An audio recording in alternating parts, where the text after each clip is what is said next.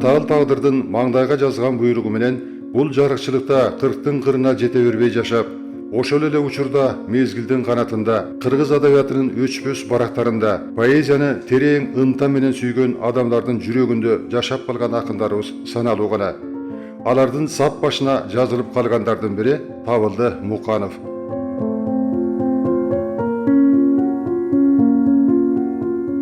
Ал жарыкчылыкта чынында эле татаал тагдырга кабылган. Жада калса анын жарыкка келген жылы да күбөлүгүнө болжол менен жазылганы баамдалып турат. Бирде 1945-жылы, дагы бир жерде 1946-жылы, соңунда 1947-жылы төрүлгөн деп катталган. Мунун баары жетимчиликтин айынан болгон. Ал атасынан жаш калган. Апасы башка адамга турмушка чыгып кеткен соң, атасынын бир тууганы жамы эжесинин колунда эс тарткан. Кыргыз акын жазуучулардын арасында дал ушундай оор жазмышка туш келип, бирок турмуштун сыноосуна биротоло жанчылып калбай, баш ийип мөгдүрөбөй, өзгөчө шык таланты ага көмөк берип, сапарын алдыга уланткан калемгерлерибиз да бар. Булардын арасында да Табылды Муканов турат.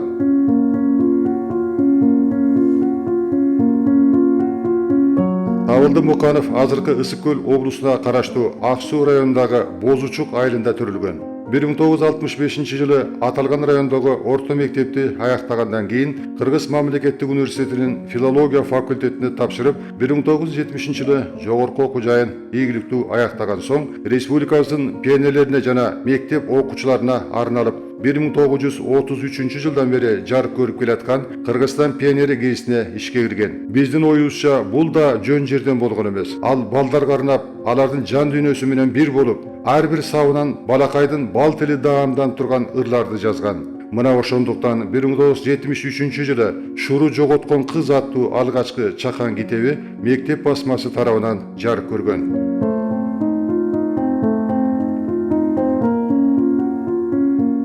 Болочок китепке редактор болуп бекитилген, жогорку жактан атайын тапшырып алган ошол кездеги кызматкерлер Табылды Мукановдун кенже курактагы балдар үчүн арнап жазган аруу тилек асыл максаттуу ырларынан да кыйкым издешип, кысым калышып, чакан китептеги балдарга арналган ырларды да 2 эсеге кыскартып салышкан.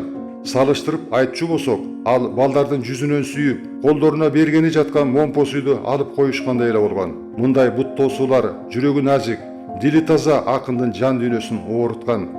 Канткени менен экинчи жагынан андай каршылыктар анын кайратын кайракташ сыяктуу курчуткан. Ал поэзиянын жашыл ааламына сүңгүп, талыкпай издене берген. Өткөн муундардын, устаттардын, залкаллардын тобунда Табылды Мукановдун орду дагы, элеси дагы, чыгармачылыгы дагы өзгөчө. Дегеним, Табылды агабыз кайталангыс дагы өзүнчө оригиналдуу, өз үнү, өз стили, өзүнчө бир ой чабыттары бийик акын катары кыска өмүрдү жашап өттү. Эң бир маанилүүсү ошту түштүктүү көрө элек бир кезинде 1977 жылдын 20 май күнү Табылды агабызды жана анын жетекчиси ошол кезде Кыргыз Республикасынын жазуучулар уюмунун секретары Жунай Мавлянов устатыбыз, аксакалыбыз баш болуп учуп келишти. Жунай эке Жаңы жол жергесинде өзүнүн демилгеси менен мектеп интернатты уюштуруп, түптөп, ошонун белгилүү бир дата юбилейине карата 3-4 коробкада белек бечек китептери, ушу тартууларын кошо Табылды экеге кошо көтөрүшүп жүрөсүң, барасың, келесиң деген экен. Кара куйкум чачтары тармал, өрттөй болуп, анан баягы поэтикасы чыныгы бир акындык дем, акындык көз караш. Америкалыктар сыймыктанган Уитменди жаттап алдым. Неруданы аябай жакшы көрөм. Незвалды жакшы көрөм. Лорка өзүңөргө белгилүү. Анан өзүбүзгө келгенде Кыргыздын залкар акындары Эралиев менен Омар Султановдун чыгармачылыгына таазим кылып, кайра-кайра суктанып окуймун. Силер да ошолордон үйрөнгүлө. Анан ошо жакшылыкка умтулуу, колдон келсе, а болбосо башка эле кесипти тандап алсаңар да болот деп күлүп, жайнап, ушундай папыраңдап бир күндү ушул жерде чогуу өткөргөн элек. Табылды чоң акын эле. жаңы жазган ырларын окуп калчу. Колундагы барактары шамалга дирилдеп, өзү толкунданып кошо дирилдегенин көрчүмүн. Ошол кездеги суурулуп чыккан акындардын ичинен табылды айырмаланып турчу. Ал жазгандай эч кимибиз жазып, ал ырдагандай эч кимибиз ырдай албайбыз. Ырлары талантын баалагандардын жүрөгүндө жашап жатат. Акын тирүү. Сагын Акматбекова, кыргыз эл акыны. Андан кийинки жылдары акын ошол кездеги эң абройлуу, эң кадыр барктуу Советтик Кыргызстан, азыркы Кыргыз туусу гезитинин редакциясында эмгектенген. 150-160 миңдей нуска менен жумасына 6 ирет чыгуучу гезитке ыкчам макалаларды иштеп даярдап берүү багытындагы тапшырмаларды аткаруу менен биргеле, ал жүрөгүнүн тереңинен тоонун мөлтүр булагы сыяктуу оргуп чыккан ырларында жазганды кошо ала жүргөн. 1976 жылы Союз гүлдөп турган маалда Украинанын борборунан Кыргызстандын жаш поэзиясы аттуу көлөмдүү альманах жарык көргөн. Мына ушул альманахка кирген кыргызстандык 26 жаш калемгердин арасында Табылды Мукановдун да ырлары болгон. Украинанын сынчы адабиятчылары өздөрү альманахтан окуп таанышкан ырлардын котормо варианты экенине карабастан, ага кирген авторлордон өзгөчө келечеги кең акын катары баалашкан, алардын чыгармаларынан өзгөчө таасир алышкан таланттардын арасында Табылды Муканов да бар эле. Bir kitabı 13 bet менен чыгыптыр. 13 эле бет. Бирок 13 томдук ой баткан нерселер бар экен ичинде. Балдар арналган ырлар экен. Балдардын жан дүйнөсүн сонун кылып ачып, балдардын тили менен жазганын таң калтырды да мен. Ошого таң калдым. Дагы бир китабы 52 бет менен. Дагы бир китабы 68 бет менен эле чыгыптыр. Аябай кагаз экен деп, мындай кылып изилдеп окуп көрсөм, ырларында биздин кыргыз поэзиясында да жолукпаган bir saptar var eken. Бул киши чагында өзү эркиндикти каалаган, şu нарк ички энергиясы батпай, şu булугуп, чамыңдап, көбүрүп, жабырып турган киши окшойт. Ырларда şu албуттанып кеткен немелер бар экен да, саптары бар экен. Жан сенин чачыңдай, шамал сенин ашуыңдай, денең сенин аптаптай деп. Бунда түшүнсөңүз болот да, денедеги аптап, денедеги жылуулук, денедеги сулуулук, денедеги вообще энергия ушунчалык сонун берилген экен. Мен эгер жазсам, муну башкача стилде жаза албасам керек. Мага жетти ошол 3 эле сабычы. Албуттанган деңиздин толкунундай акындарды ошол мезгилдеги система деле кысып, цензура деген болгондо ал мезгилдечи. Бардыгын эле көзөмөлгө алып, ар бир сабын баягындай текшерип алган.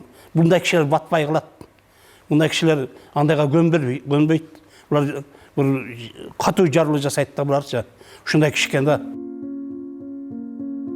Эки тилде шатыратып тең сүйлөгөн чечендей, акын верлибирде, эркин ырларда да, салттуу формада да өзүн бип-бирдей эркин сезген. Табылды верлибирде кандай ийгиликтерди жаратса, классикалык нускада деле ошондой зор олжолуу. Кадыркул Давытов, адабиятчы, Кыргыз Республикасынын эл жазуучусу.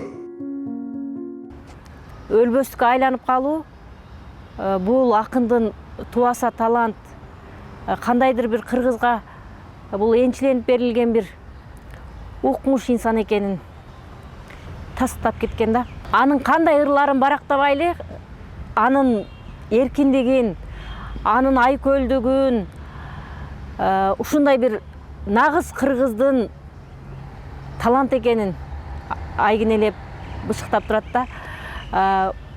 Анын ким экенин эки эле сабынан айтууга болот да. Жүрөгүм заңыраган имараттай толтосу күн куюлган кенен бөлмө. Не деген сап? Ал өзүн ушундай бир жүрөгүнүн кенендигин, чыныгы акын экенин, анын жүрөгүнө аалам сыйганын, ал ошол өзүнүн мекениндеги бардык нерсени бакыт деп эсептегенин айтып деп бере алганда, согуш жөнүндөгү ырлары, мекен деги эле ушул жашоодо жазган ырлары ар бир өзүнчө дүйнө. Анын өз жашынан улуулугун айтып турат. Ошондой акылынын курчтугун айтып турат. Өз ырларында айткандай жүрөгүнүн кенендигин айтып турат.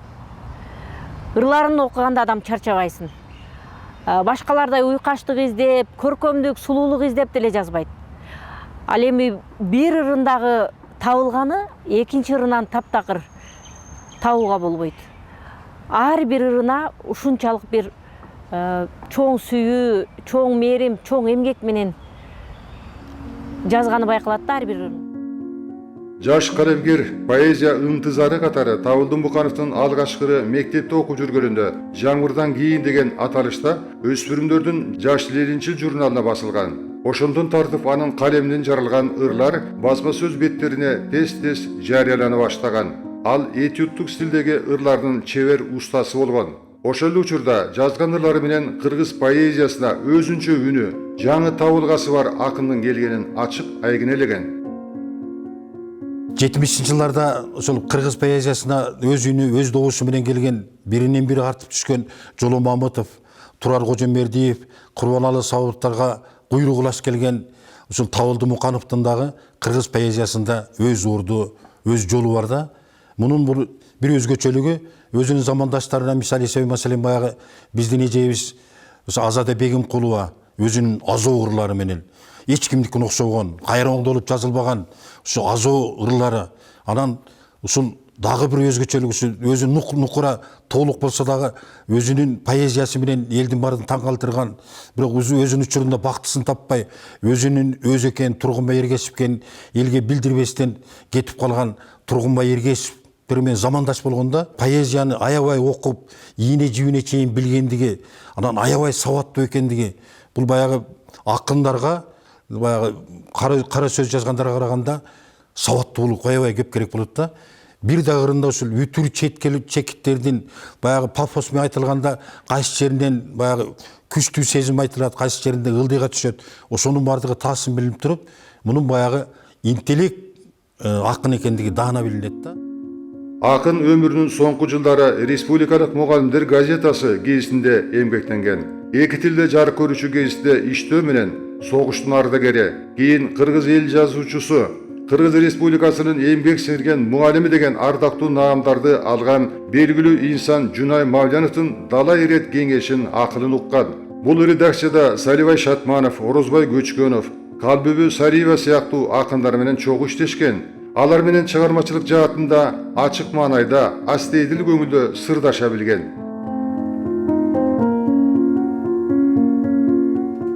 Ошону менен бирге Рамис Ырыскулов баш болгон, Аман Токтогулов, Анатай Өмүрканов, Асан Жакшылыков, Курбаналы Сабыров, Сагын Ахматбекова, Шайлообек Дүйшөев, Эгемберди Эрматов, Алым Токтомушев сыяктуу мыкты акындар менен чыгармачылык жана ага энелик таттуу алакада болгон. Көзүнүн тирүүсүндө анын Шуру жоготкон кыз, Каректеги жер, Жүрөктүн кагышы аттуу жалаң ырлардан турган китептери окурмандардын колуна тийген. Көз өткөндөн кийин Жан дүйнө, Арчадай жашыр элем деген аталыштагы китептери жарыкка чыккан. Жан дүйнө ырлар жыйнагы үчүн Кыргызстан Ленин камсоолу сыйлыгына татыктуу болгон.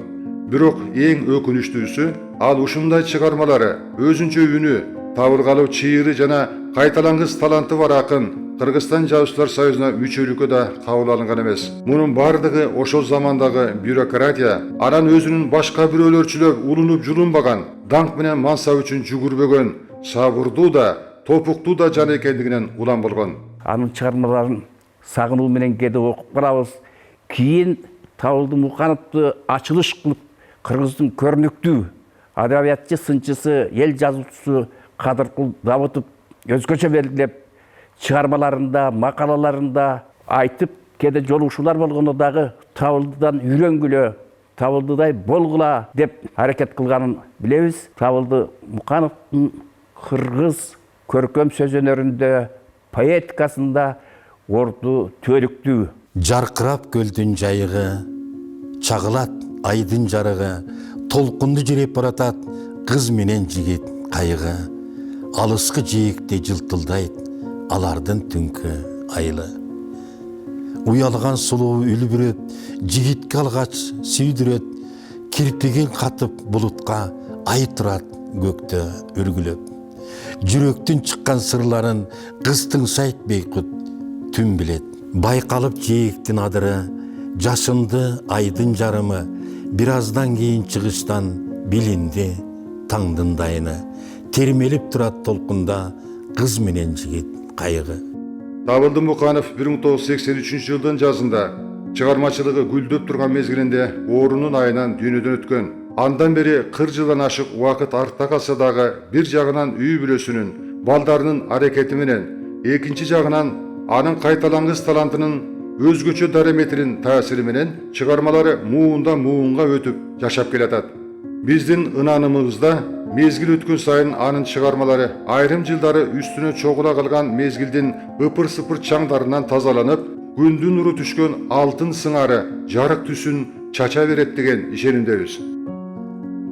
Ай үлпетти батышта чоң жетиген окшоп чоң кашыкка деп коюптур. Мына Кодбек Жусупалиевдин жазгандарды түшүнбөй калышат окурмандар. Муну деле көбү бир окуп түшүнбөй калышы мүмкүн. Бирок мунун ичинде чоң ой, чоң философия, чоң интеллект бар экен да. Мен ушунусуна ынанып Табылды Муканов дегенде ошол адабиятчылар неге буну ошо ортунан түшүп, мунун чыгармаларын изилдебей жүрөт дегенде ой келип кетти. Сүйүжөндө баягы уюкачтыктарды издеп, баягы жеңил желпи немеге кууп кетип калабыз. Мунуку башкачараак экен да, бир немесин көрдүм. Сизди мен сүйөр элем көктөн кулат, жалыны жүзүңүздү үлбүрөп өчкөн турат, шалбырап көкөрөгүң көчкөн турат. Асыртта көктем курак, көкөрөк кысып алып өпкөн турат деп ушундай сон берген да. Мен мындай саптарды билбейм, мен табыш өтө кыйын. Бул чыныгы таланттын колунан келе турган нерсе бул. Ырдыптерим академиям өзүм ачкан тырмактай көз уялткан дейт да. Бул деген ал өзүнүн түбөлүктүү жашап калаарын айта алган. Экиленбей чыныгы акын экенин тасттай алган. Эч кандай рамкасы жок. Жашоосу дагы рамкага түшкөн эмес, ырлары дагы рамкага сыйган эмес. Ушундай каалгып, эркиндикти сүйүп, эркин жаза алган үчүн анын ырлары бүгүнкү күнгө келип жетти. Ырларында бир да жолу мен тагдырыма таарындым, мен мынтсем болмок, мени бул антсе болмок деген нерсе жок да. Болгон ырларында сүйүү, жашоо, акыл, ушундай бир дагы эле жүрөгүн баягы өзү айткандай кенендиги, мээрим, сүйүү да. Эгемендүүлүктүн заманы келип, республикабызда талапка жараша үй бүлөлүк балдар үйүн ачуу жөнүндө Кыргыз өкмөтүнүн токтому чыкканда, Табылды акындын жубайы Тамара эже 1997 жылдан тартып, Ош шаарында Алтын Уя үй бүлөлүк балдар үйүн ачууга далалат жасай баштаган. Ага чейин эле ал далай аракеттери менен Табылды Муканов атындагы фондду түзгөн. Жалгыз бой аялга бул иштерди уюштуруу, өтөөсүнө чыгуу кыйла түйшүктүү болду. Айткан убадалары менен жасаган иштери төп келбеген айрым жетекчилердин таасири менен иш кечеңдеп жатып, 2006 жылы гана Алтын Уя үй бүлөлүк балдар үйү расмий түрдө ачылган. Мындан 34 жыл илгери түзүлгөн Табылды Муканов атындагы фонддун иши максатына жеттиби? Фонддун ишинин балдар үйүнүн таалим-тарбия ишине кандай айкалыштырып келе жатасыз деген маанеде биз Тамара эжеге кайрылдык. Табылдынын көзөткөндөн кийин ошол ишин уланткым келип, ошо балдарды тарбиялоо жөнүндө, ошо чыгармачылык адамдардын балдарына ушул эстетикалык тарбия, билим тарбия жана башка тарбияларды берүү жөнүндө ушу Табылды Муканов атындагы балдарды коргоо жана адабият, илим, билим ишмерлерине жардам берүү фонд деп ушу фонд ачканбыз. Биринчи коомдук бирикпе кылып ачкан 1993 жылы ачылды Бишкек шаарында. Анан мен ушул жанагы Чүй университетинин филиалын ачып Ошко келгенден кийин Ошто кайра регистрация кылып Табылды Муканов атындагы ушу балдарды коргоо жана илим, билим, адабият, маданият ишмерлерине жардам берүү фонду деп ачтык. Ошол ачылгандан баштап ошо Табылды Мукановдун чыгармачылык кечелерин өткөрдүк ушул жерде. Анан жана аз камсыз болгон үйлөрдүн балдарына жардам берүү ар кандай ушу балдарды эми негизинен Табылды өзү балдарды тарбиялоого өзү көп көңүл бөлгөн. Ошон үчүн балдардын ушул кыйналган үй бүлөлөрдүн балдарына ушул эстетикалык жак тарбия берүү, билим берүү, ар кандай тилдерди тез үйрөтүү ыкмасы менен үйрөтүү ыкмаларын ушу алып келатабыз ушул бүгүнкү күнгө чейин. Алтын Уя үй бүлөлүк балдар үйү ачылгандан бери Тамара эже жетекчилик алган эжекелердин, тарбиячылардын жылуу мээримине бөлөнүп чоңоюшкан көптөгөн балдар жана кыздар бой жетишип, турмуш жолуна сапар алышкан. Айрымдары окууларын улантышса, бир тобу чет жерлерде түрдүү кесипте эмгектенишип, өздөрүнүн апасы Тамара эже менен байма-бай сүйлөшүп турушат. Бизди толкунданткан жагдай. Алардын арасында Муканов деген фамилияны сыймык менен алып жүрүшкөндөрү да бар. Кандайча? 90-жылдын аягында өзүңөр билесиңер сайыз бузулуп кетти. Ошол убакта балдар мына көчөдө кайры сурап, эмне кыларын билбей сыз жерде отуруп калган убакыт болду. Ошо көчөдө отурган балдарга аябай боорум ооруп, өзүмчө алып келип балдарды ушуну жуунтуп тазалантып ушинтип жүрүп, анан кийин мен дагы ошол Табылды Муканов атындагы балдарды коргоо фондунун атында ошо балдарга жардам берип жүрүп, анан ошол балдарды мен тарбиялап жүрүп, анан кийин буларга ат бериш керек, фамилия бериш керек да. Анан мен ошо Табылды Мукановдун атына өзүм ошо балдарыма кошуп жазып, сот аркылуу анан кийин ошо Табылды Мукановдун атына өттү. Фамилиясы Муканов, атасынын атына Табылды дегенди коюп, анан ошентип жүрдүк. Табылды Мукановдун мүлкүнө, менин мүлкүмө баардыгы ошо менин балдарым менен тең укуктуу болот экен. Мен бир 7-8 баланы ошо Табылды Мукановдун атына өткөргөн экенмин. Ошол жерге энеси деген графага менин фамилиям жазылып калды да, Токтомаметова Тамара деп.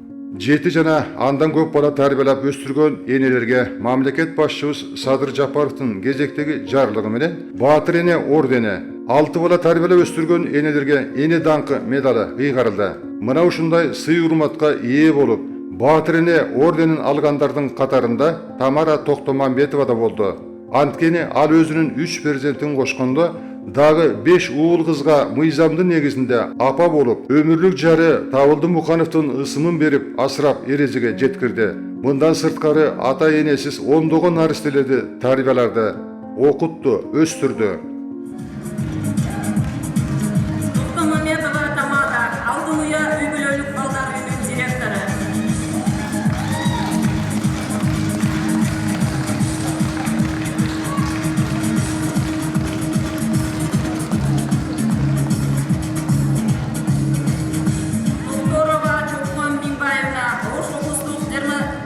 Венерология борборунун врачы. Ош шаарынын мэри катышып, Баатыр энелерге орден таккан салтыратка Тамара эженин уул кызы келини да келишип, ордендүү апаны чын дилеринен куттукташты.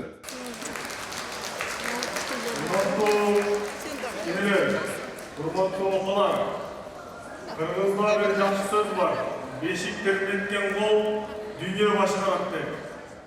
Эрлан мырза Табылды Муканов менен Тамара эжебиздин кенже уулу. 1 жашка чыгып чыга элегенде атасы көз жумган. Ансе да чыгармачыл үй бүлөдө төрөлүп, чоңойгонун зор бакыт катары эсептейт. Андан сырткары эми мен кенже уул болбой калдым. Менин бир тууган ини карындаштарым бар деп жылмаят. Мукановдордун фамилиясын ата энеси белгисиз болуп калган наристелерге ыйгаруу туурасындагы апасынын чечимин колдой турганын, буга ыраазы экендигин, бир тууган болуп калышкан кичи Мукановдор менен дайыма сыймыктана турганын белгиледи. Апама дагы рахмат, ушундай өзү кичүү баласы болот элем, менен буга ушундай ини карындаштуу болуп калганыма мен дагы сыймыктанып сүйүнөм. Атам эми чыгармачыл адам болгондуктан мен дагы азыр ушул жашым кичине жогорулаган сайын мен атамдын чыгармачылыгын эми түшүнүп, толугураак түшүнүп отурам деп айтсам дагы болот. Муканов Табылдынын баласы болосуңбу деп кадимкидей кол азылышып, даже мындай кыскача автограф болбосо дагы бир кыскача жазып берип кой деген дагы немелер болгон. Ошого да сыймыктанабыз. Көл тарапта бизде абаларыбыз бар. Ал жакта көчөнүн аты коюлган, атамдын атында Муканов Табылды көчөсүнүн аты коюлган. Акындын өмүрлүк жары анын ички дүйнөсүн, чыныгы поэзиянын буркан шаркан түшкөн толкунунда сапарын улап, поэзиянын азап тозоонан эргүү тапкан, ошондон өзгөчө канааттанууну алган нукура талантын аңдап, түшүнө билген Заева катары Тамара эжебиздин анын уул кыздарынын эмгегине биз таазим еттик.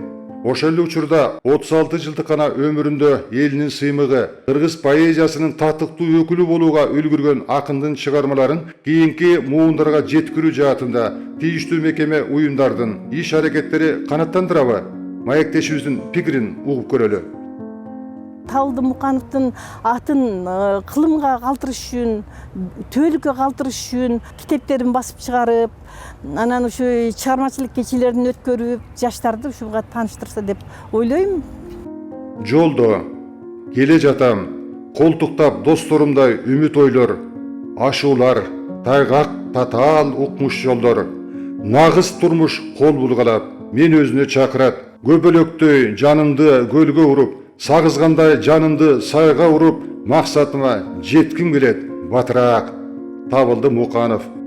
Адамдар көптөр айтат, атаң аябай ак көңүл киши болгон, жүрөгү таза, ырларды аябай жакшы жазат эле. Балким ошо тагдыр экөөнү кошкондур. Анан кийин апам ушул багып аткан балдардын бардыгына энелик мээримин төгүп, бардыгын ушу көптөр атамдын фамилиясын алып жүрүшөт ушул жерде. Менин бир туугандарым болуп, эң кымбат атабыз, апабыз биздин тообуз, таянычыбыз.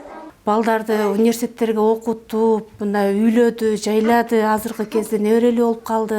Алардын бардыгы тез келип апамдан кабар алып турушат, умураларга жөнөттү, ажыларга жөнөттү. Атамды эми көрбөй калганмын, бирок апамдын айтышы боюнча аябай чоң, улуктантуу адам болгон экен, жазуучу болгон экен.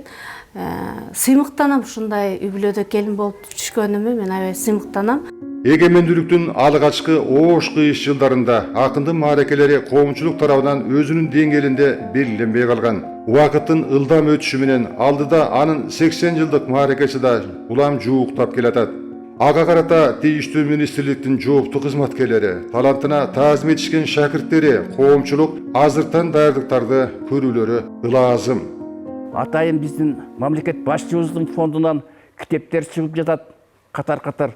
Ошолордун катарына кошуп, мен өзүбүздүн улуттук жасоо союзунун башкармалыгына ошо китепти түзүп жаткан коллекттерге айтар элем, сөзсүз Табылды Мұқановтун бир тандалмаларын бүгүнкү муун үчүн, келечек үчүн обону кыргыз тилинде мүмкүнчүлүк болсо, орус башка тилдерге да которуп жарыяласа, себеби бул өзгөчө акын, такыр кайталангыс акын. Тамара эженин эмгеги Табылдыны Табылды кылып элге таанытып келатат да. Бирок Табылды Мұқанов бир эле ошо Тамара эжеге эмес, жалпы кыргыз элине керек, кыргыз поэзиясынын келечегин көргөзө турган инсан да. Мунун бир белгиси, көз өтүп кеткенден 88-жылы Табылды Мұқанов Ленин комсомол сыйлыгына көрсөтүлгөн да. Ошол өзүнүн баасын кеч болсо да алып калды. Сен кеттиң мен үйдөн түнөгүмдөн, кетпедиң жүрөгүмдөн дейт. Өмүр бою калдың сен жүрөгүмдө жашап. Ушундай ойлор, сонун туну асыл ойлор, акыныбызды ушул ар убакыт кайрылышыбыз керек. Ата жуурттан алган ырлары, ушу мекенибизге алган ырларды ушул мындай бир чоң-чоң көрнөктөргө жазып, Табылды Мұқанов ким экенин көрсөтүргөн убак келди дейм да. 36 жылдык өмүр бул аз гана өмүр да. Ошол аралыктагы не деген сонун, не деген керемет ырларды жазган инсандын бүтүндөй кыргыздын сыймык экенин, анын тагдырына бүткөн жылдыз экенин байкашпагандыр. Бүгүнкү күндө анын баарын жарыкка чыгарышып, анын ким экенин, анын экинчи өмүрү элдин арасында жашай турганын бүгүнкү күндө анын үй бүлөсү далилдеп келатат. Мына ушунун өзү акындын жашоодо бардыгы, акындын өлбөстүгү, акындын керемет инсан экенин дагы бир далили да.